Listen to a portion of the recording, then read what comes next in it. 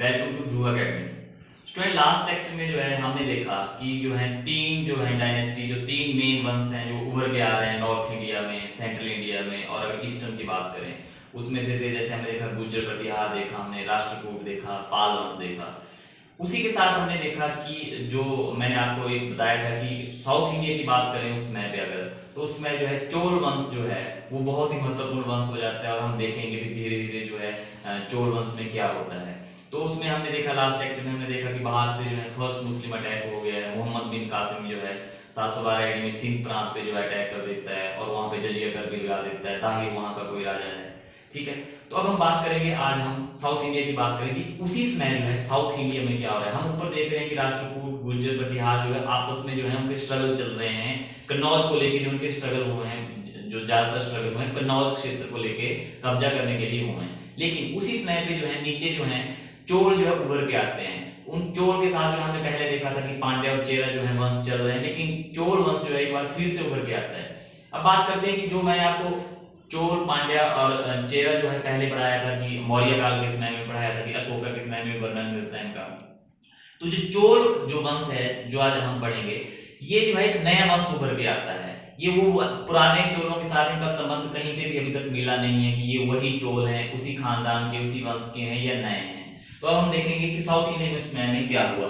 तो last lecture में हमने पढ़ा था कि 750 से लेके 1000 एडी के बीच में जो है ऊपर वाले क्षेत्रों में नॉर्थ इंडिया, सेंट्रल इंडिया और वेस्टर्न इंडिया में क्या हो रहा है। अब हम देखेंगे कि 850 से 1200 एडी के बीच में जो है साउथ इंडिया में क्या है इसके कंपैरिजन में।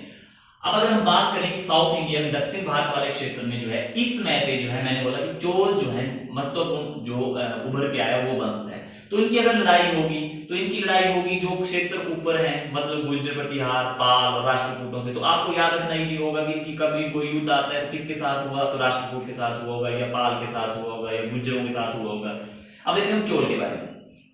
अब स्टूडेंट, अगर कभी टाइम पीरियड आए तो 846 से लेके 1279 एडी तक जो है इनका जो है टाइम पीरियड जो है रहा है, ठीक है। अब हमने बोला कि हमें पता नहीं है ये पुराने ही चोल हैं या नए चोल हैं, लेकिन ऐसा बोला जाता है कि जो इस चोल वंश का जो संस्थापक था वो था विजयालय। इंपॉर्टेंट क्वेश्चन है, ठीक है। अब हमने बोला कि चोल उभर के आ रहे हैं, लेकिन हमने देखा कि ऊपर वाले क्षेत्र में जो है पल्लवों का जो है राज रहा है उससे पहले। तो ये पल्लवों के जागीर हैं और उसी से उभर के आ रहा है विजयालय। कोई पर्सन है, स्ट्रॉन्ग पर्सन रहा होगा, कोई मंत्री रहा होगा, ठीक है, जागीरदार था वो पल्लवों का। तो विजयालय जो उभर के आ रहा है एक नए वंश की स्थापना कर रहा है, चोल की, ठीक है। अब हम देखते हैं, अब इनका पहला जो इंपॉर्टेंट राजा आता है वो है आदित्य। बहुत इंपॉर्टेंट है, क्यों? इसने क्या किया कि ऊपर कर्नाटक वाले क्षेत्र में क्या है कि पल्लवों की जो डायनेस्टी है जो चल रही है, ठीक है, पल्लवों के साथ इसने जो है वैवाहिक संबंध बना लिए। अब अगर वैवाहिक संबंध बन रहे हैं, मैट्रिमोनियल अलायंसेस इनके हो रहे हैं, तो ये आपस में संबंधी हो गए, आपस में दोस्ती होगी। तो इसने क्या किया कि पल्लवों के साथ मिलकर जो है इसने चेरा पांड्या, जो नीचे वाले क्षेत्र थे, यहाँ पे चेरा है, यहाँ पे पांड्य है, यहाँ पे चोल है, और यहां पे कहीं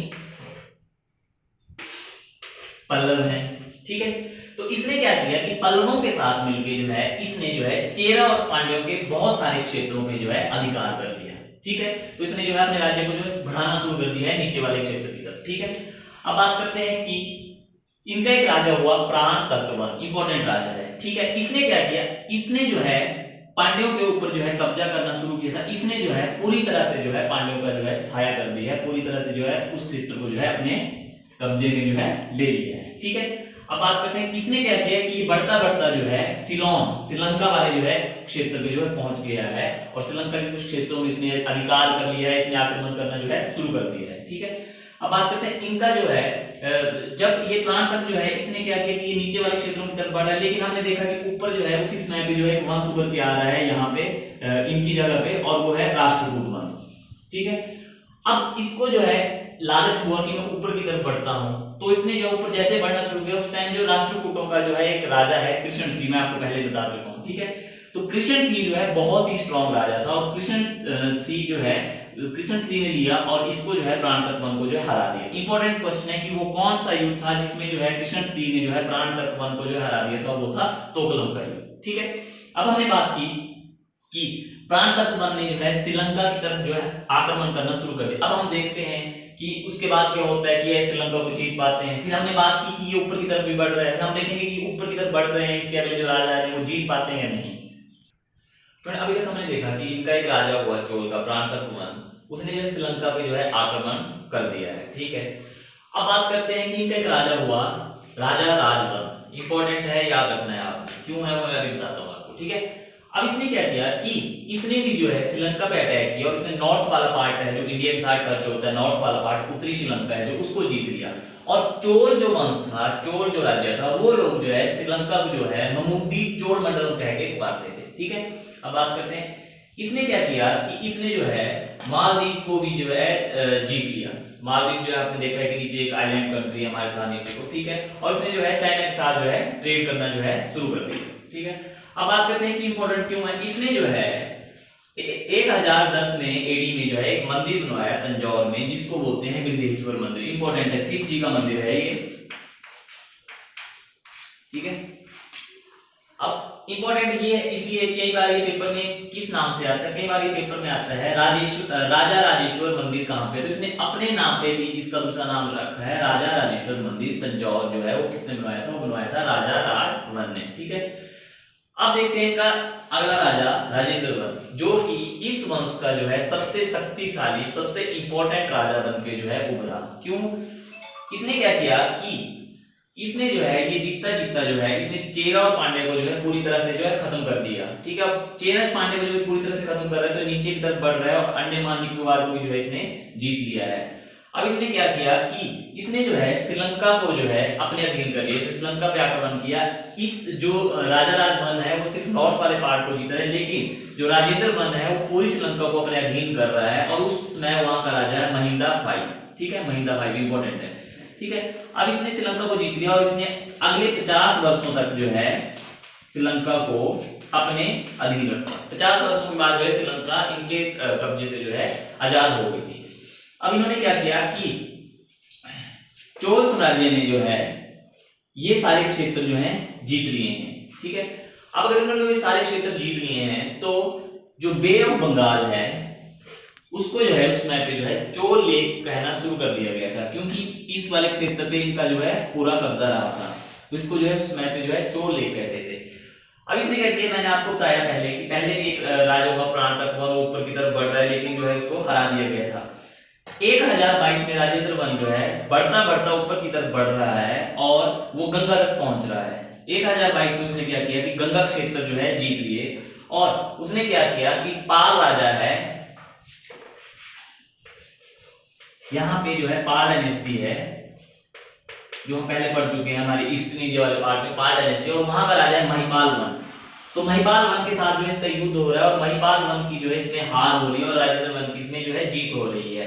अब अगर इसने जो है उस क्षेत्र को जीत लिया है तो आपने हिस्ट्री में हमेशा देखा कि अगर कोई राजा जो है किसी क्षेत्र को जीत रहा है, किसी के ऊपर अपना अधिकार कर रहा है तो एक टाइटल लेता है बार बार। तो इसने जो है टाइटल लिया गंगी कौड़ा चोर, मतलब मैं चोर हूं जिसने जो है गंगा क्षेत्र को जो है जीत लिया है, तो गंगी कौड़ा चोर टाइटल लिया था राजेंद्र वन ने, ठीक है।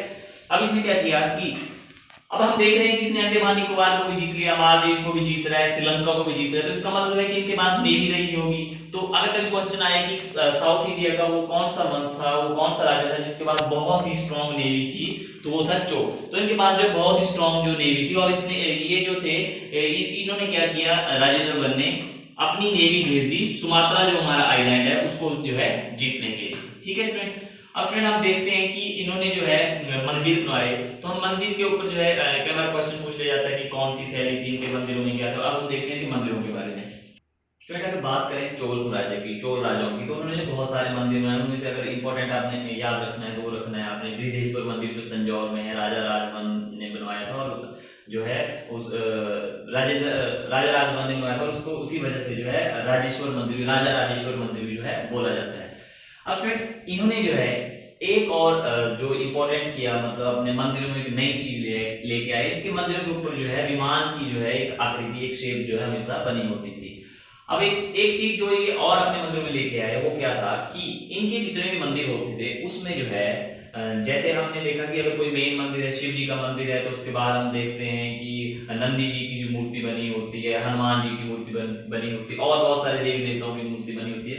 इन्होंने क्या किया कि अपने मंदिरों में जो है राजा रानी और उनके जो बच्चे होते थे उनकी भी जो है मूर्तियां जो है देवी देवताओं के साथ जो है लगाना शुरू किया था। ठीक है, अब इनके मंदिरों में क्या खासियत थी कि इससे पहले के जो मंदिर है उसमें जो है प्रॉपर एंट्री नहीं होती थी, प्रॉपर गेट नहीं होता था। इन्होंने क्या किया कि जो अपने मंदिरों के जो मेन गेट थे उनको द्वार को जो है बनाना शुरू किया और उसको जो है गोपुरम कहते थे। इंपॉर्टेंट क्वेश्चन है कि गोपुरम की शुरुआत जो है किसने की थी? तो चोल साम्राज्य ने जो है गोपुरम की जो है शुरुआत की थी। और इसके बहुत सारे टाइप है, उतना आपको डिटेल में जाने की जरूरत नहीं कि गोपुरम कितने टाइप के होते हैं।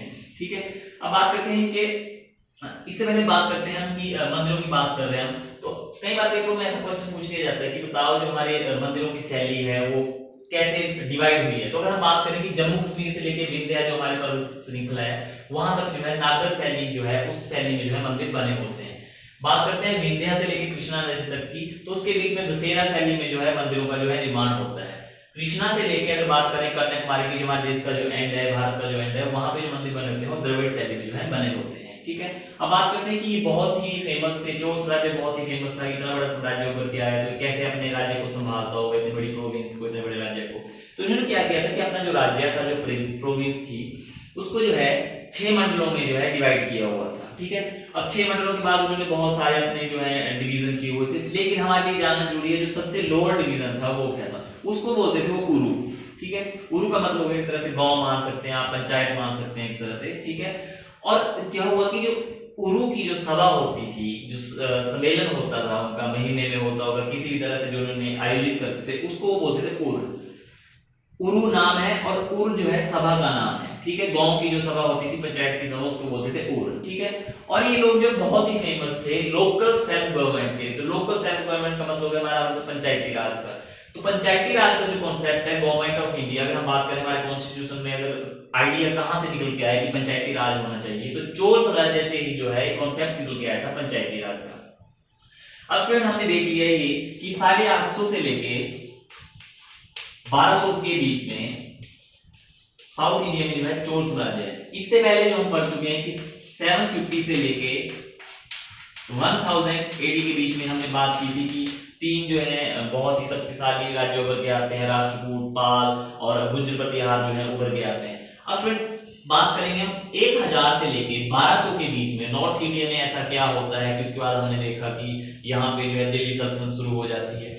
इसके बाद नेक्स्ट लेक्चर में जो है हम शुरू करेंगे कि 1000 से लेके 1200 के बीच में जो है हमारे देश में क्या क्या हो रहा है, क्योंकि हमने बात की थी कि जो हमारे 3 शक्तियां थी, राष्ट्रकूट, पाल, गुर्जर प्रतिहार, वो खत्म हो चुकी हैं। उनकी जगह पे जो है नए वंश आ रहे हैं, मतलब हमारे राजपूत डायनेस्टीज आ रही है, बहुत सारे छोटे छोटे टुकड़ों में बंट चुकी है। तो फ्रेंड आज के लेक्चर में इतना ही, धन्यवाद।